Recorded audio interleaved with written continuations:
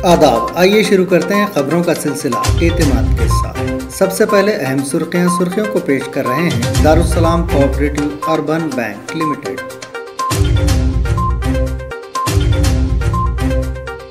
उत्तर प्रदेश में पहले मरहले के लिए वोटिंग शुरू, अवाम में जोश खरोश। अमेरिका में अवामी मकामात पर मास्क पहनने की पाबंदी खत्म, मार्च तक पाबंदियां खत्म करने का ऐलान। बेटी बचाओ बेटी पढ़ाओ का नारा बेटी डराओ बेटी भगाओ में तब्दील, तेलंगाना के वजीर केटीआर का बीजेपी पर तंज। और तेलंगाना में कोरोना की तीसरी लहर खत्म, मुलाजमीन को दफ्तर से रुजू करने की तैयारियां। अब खबरें तफसील से। खबरों के पेश करता है अवैसी ग्रुप ऑफ हॉस्पिटल्स। उत्तर प्रदेश में असेंबली इंतखाबात के पहले मरहले के लिए वोटिंग का अमल शुरू हो गया है, जो शाम 6 बजे तक जारी रहेगा। इस दौरान राय दहिंदगान सर्दी और गहरे कोहर के दरमियान पोलिंग मराकज़ पर पहुंचकर अपने हक राय दही का इस्तेमाल कर रहे हैं। मेरठ में 20 पोलिंग बूथ्स पर ईवीएम में खराबी की इत्तलात मिली हैं। पहले मरहले में 11 अजला की 58 नशिस्तों पर वोटिंग जारी है। इस मरहले में जुमला 91 उम्मीदवार अपनी किस्मत आजमा रहे हैं, जिनमें बहुजन समाज पार्टी के 16, ऑल इंडिया मजलिस इत्तेहादुल मुस्लिमीन के 13, कांग्रेस के 11, समाजवादी पार्टी के 7, आज़ाद समाज पार्टी कांशीराम के 7, राष्ट्रीय लोकदल के 5, आम आदमी पार्टी के 2 मुस्लिम उम्मीदवार शामिल हैं। बीजेपी के लीडर और कर्नाटक के देही तरक्कियात और पंचायत राज के वजीर के.एस. ईश्वरप्पा ने कल दावा किया कि भगवा झंडा मुस्तकबिल में कभी कौमी परचम बन सकता है। अगरचे उन्होंने कहा, तिरंगा अभी कौमी परचम है और इसका सभी को एहतराम करना चाहिए। ईश्वरप्पा ने कहा कि सैकड़ों साल पहले श्री रामचंद्र और मारुति के रथों पर भगवा झंडे थे। कर्नाटक में हिंदुत्व तंजीम के ग्रुप ने क्लास में घुसकर मुस्लिम तालिबात को हरासा किया और धमकियां दी, जिसकी वीडियो सामने आ गई। तंजीम के लड़कों ने क्लास के बाहर खड़े होकर शोर शराबा करते हुए दरवाज़ा खोलने की कोशिश की। टीचर ने पहले तो क्लासरूम का दरवाज़ा ना खोला, लेकिन मुसलसिल पीटने पर टीचर दरवाज़ा खोलने पर मजबूर हो गई। जाफरानी मफलर पहने हिंदुत्व तंजीम के ग्रुप ने क्लास में दाखिल होने पर नारेबाजी की। तंजीम के लड़कों की क्लास में नारेबाजी करने की वीडियो सोशल मीडिया पर वायरल हो गई है। कर्नाटक में बाहिजाब मुसलमान तालिबात के तालीमी इदारों में दाखिले पर पाबंदी के मामले पर सदर मजलिस बैरिस्टर असदुद्दीन अवैसी ने कहा कि हिजाब पर पाबंदी बुनियादी इंसानी हुकूक की संगीन खिलाफ वर्जी है। सदर मजलिस ने टेलीविज़न चैनल से गुफ्तगू करते हुए कहा कि हिजाब पर पाबंदी सियासी नफरत अंगेज़ी की वाज़ेह मिसाल है। उन्होंने कहा कि भारत में सियासी नफरत अंगेज़ी में रोज़ बरोज़ इजाफा होता जा रहा है। बीजेपी इन तमाम अनासिर की हौसला अफजाई कर रही है। Central board of secondary education CBSE ने 10वीं और 12वीं जमात के दूसरे मरहले के इम्तिहानात की तारीखों का ऐलान करते हुए कहा है कि इम्तिहानात 26 अप्रैल से शुरू होंगे। CBSE के कंट्रोलर इम्तिहानात की तरफ से जारी करता नोटिस में कहा गया है कि टर्म 2 इम्तिहान की डेट शीट और टाइम टेबल भी जल्द ही जारी किया जाएगा। CBSE ने कहा कि टर्म 2 थ्योरी इम्तिहानात 26 अप्रैल से शुरू होंगे।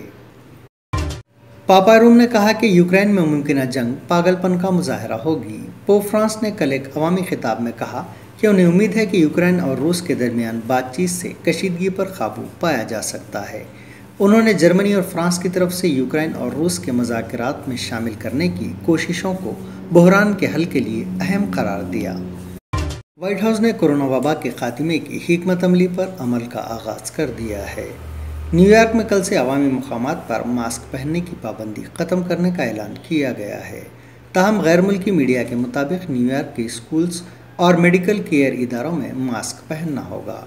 रिपोर्ट्स के मुताबिक अमेरिका की कई दीगर रियासतों ने भी इसी माह या मार्च में पाबंदियां उठाने का ऐलान कर दिया है। तेलंगाना के वजीर बल्दी नज़्म के तारक रामाराव ने कहा कि कर्नाटक में मजहब के नाम पर तुलबा के दरमियान तफर्रुक़ा पैदा किया जा रहा है, जहां एक तरफ वो कहते हैं बेटी बचाओ बेटी पढ़ाओ और दूसरी तरफ वो लड़कियों को धमकियां दे रहे हैं जो स्कूल जा रही हैं। उन्होंने इब्राहीमपट्टनम के एक जलसे में कहा, ये नारा अब बेटी डराओ और बेटी धमकाओ हो गया है। ये कर्नाटक की सूरत हाल है। तेलंगाना प्रदेश कांग्रेस कमेटी के सदर रेवंत रेड्डी ने तेलंगाना रियासत की तश्कील पर राज्यसभा में वज़ीर-ए-आज़म मोदी की तकरीर पर कहा कि मोदी तेलंगाना से नफरत करते हैं। एक ट्वीट में उन्होंने कहा कि मोदी की तकरीर से दो चीज़ें वाज़ेह हो गई हैं। उन्होंने याद दिलाया कि मोदी ने कहा था कि तेलंगाना कांग्रेस पार्टी ने दिया है और इसमें टीआरएस का कोई रूल नहीं है। तेलंगाना को बीजेपी से कोई फ़ायदा नहीं हुआ। बीजेपी पर शुरू से ही तेलंगाना के तई नफरत जाहिर करने पर तनकीद की जाती रही है। यूनाइटेड मुस्लिम फोरम ने रियासत कर्नाटक में हिजाब को मौजू बनाकर समाज को तकसीम करने की कोशिशों की मजम्मत की है। फोरम के ज़िम्मेदारान ने अपने मुश्तरका बयान में कहा कि मुल्क के दस्तूर की दफ़ा 25 और इसकी ज़िमनी शक़ों में मजहबी शनाख्त, तहज़ीब व तमद्दुन, ज़बानी और शख्सी पहचान की ज़मानत दी गई है। इस मुल्क में तमाम शहरी अपने मजहबी तशख़्ख़ुस के साथ तालीम और दीगर शोबों में अपने फ़राइज़ की अंजामदही कर रहे हैं। रीजनल पासपोर्ट ऑफिस हैदराबाद ने अपने तमाम पासपोर्ट सेवा केंद्रों में 100% अपॉइंटमेंट्स की इजराई का फैसला किया है, जिस पर 9 फरवरी 2022 से अमल आवरी भी शुरू हो गई है। D Balayya regional passport officer ने इतला दी है कि जिन तमाम पासपोर्ट सेवा केंद्रों में 100% अपॉइंटमेंट्स की सहूलत बहाल कर दी गई है, इनमें हैदराबाद के बेगमपेट, अंबरपेट, टोली चौकी के अलावा निज़ामाबाद में एक, करीमनगर में पासपोर्ट सेवा लघु केंद्र के साथ रियासत तेलंगाना में वाक़ 14 पोस्ट ऑफिस पासपोर्ट सेवा केंद्र शामिल हैं। तेलंगाना में ड्रग माफिया के खिलाफ सख्त कार्रवाई के ताल्लुक से चीफ मिनिस्टर के चंद्रशेखर राव की हिदायत पर रियासती पुलिस ने 2 खुसूसी शोबे कायम कर दिए हैं, जो बहुत जल्द काम करना शुरू कर देंगे। Director general police M Mahender Reddy ने चाहशंबे को हैदराबाद नारकोटिक्स इन्फोर्समेंट विंग और नारकोटिक्स इन्वेस्टिगेशन सुपरविजन विंग का हैदराबाद पुलिस कमिश्नरेट में रस्मी तौर पर आगाज़ किया। यहाँ इस बात का जिक्र बेमहल न होगा कि चीफ मिनिस्टर के चंद्रशेखर राव ने हाल ही में आला सतह के मुनक़िदा एक इजलास के दौरान रियासत में मंशियात माफिया के खात्मे की हिदायत दी थी। रियासत आंध्र प्रदेश जिले कृष्णा के विजयवाड़ा में एक खातून ने आरटीसी बस ड्राइवर पर हमला कर दिया। तफसीलात के मुताबिक सूर्यारावपेट 5 नंबर रोड से स्कूटी पर एक खातून गुजर रही थी। बस का धक्का लगने की वजह से वो गिर पड़ी। ड्राइवर की चौकसी के नतीजे में खातून महफूज रह गई। वो मामूली तौर पर जख्मी बताई गई है। हादसे के बाद खातून बरहम हो गई और उसने बस में दाखिल होकर ड्राइवर के साथ गाली गलौज करते हुए उस पर हमला कर दिया। ये थी एतमाद की खबरें। मज़ीद खबरों के लिए एतमाद की वेबसाइट मुलाहिजा की जा सकती है। मुल्क और दुनिया भर की ताज़ा खबरों के लिए एतमाद के यूट्यूब चैनल को सब्सक्राइब करना ना भूलें और बेल बटन दबाने के अलावा शेयर करें।